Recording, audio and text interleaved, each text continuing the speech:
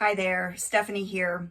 I want to talk about a really important element of MTSS, which is alignment across the tiers. Sometimes people mistakenly believe that in an MTSS three-tiered model, that means they should have three different instructional programs at Tier 1, Tier 2, and Tier 3.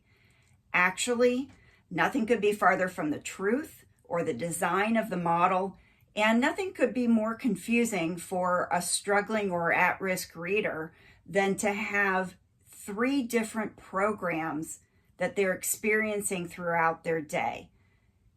You need to start thinking about the alignment across the programs if your students are receiving multi-tiered systems of instructional support. All students receive Tier 1 instruction. Some students may also receive an extra dose at Tier 2 and or Tier 3. And for me, there's a permeable barrier between Tier 2 and Tier 3. So students might not necessarily get Tier 2 and Tier 3 because in the MTSS model, Tier 3 is just an intensification of what you're doing at Tier 2. So if students are experiencing different instructional or intervention systems, it's really important for us to make sure that those systems are aligned, that students are experiencing the same instructional methods, they're working on the same skills, they have the same instructional routines, the same vocabulary, the same scope and sequence, right? This is where the extra dose at Tier 2 or Tier 3 comes into play. It's not that the tiers are competing with each other. They need to be in alignment.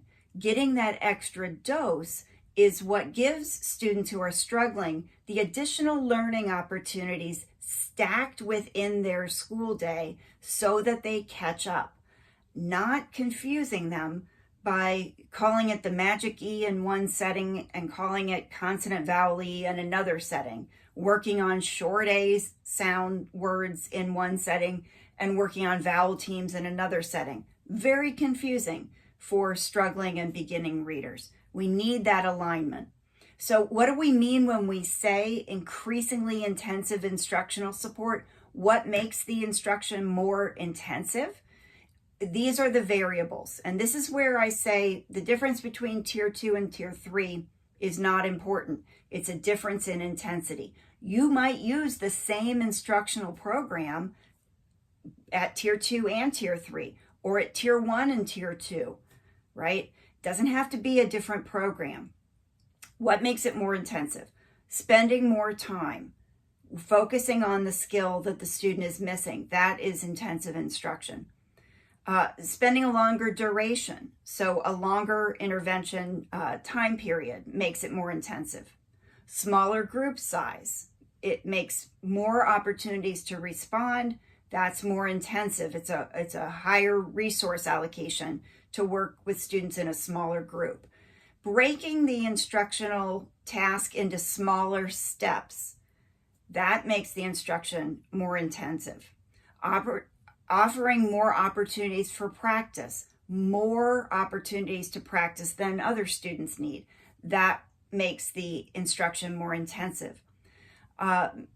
It becomes more intensive when we have individualized incentives that are part of the environment, and when we have multiple professionals and the child's family members involved in the problem solving.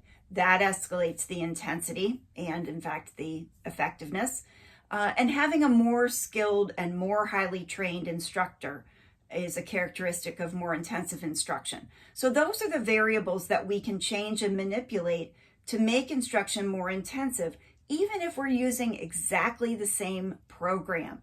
We make that more resource intensive by altering the variables that I just listed.